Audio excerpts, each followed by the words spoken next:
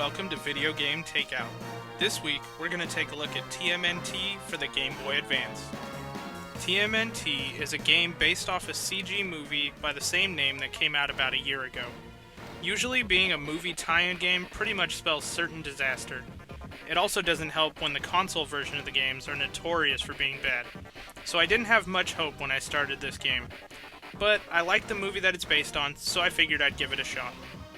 The game came out around the same time as the movie, so it's pretty recent, and since that's the case, this is probably one of the last GBA games being made.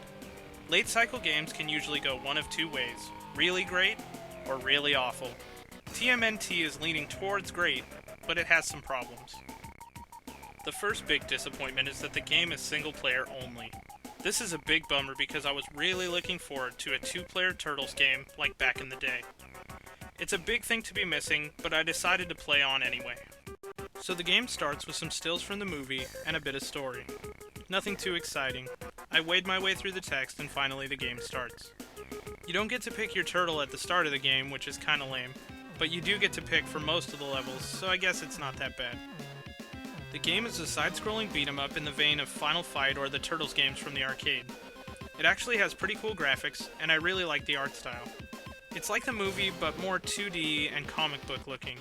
Since the Turtles started as a comic, I thought that was pretty cool.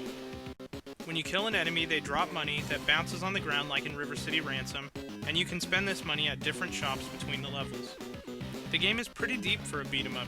You have lots of different attacks, and you can buy new ones at stores as they become available. There are quite a few weapons too. Each turtle has their own stats and levels that they can gain, and you can collect trophies that are kinda like achievements on Xbox Live. The game is basically set up in levels like any beat-em-up, but with a central hub that you can do all kinds of stuff like look at your trophies, buy items, play mini-game challenges with Casey Jones, Splinter, or April, and just generally mess around. Once you're ready for the next level, you just talk to Splinter in the sewers and choose the stage you'd like to go to.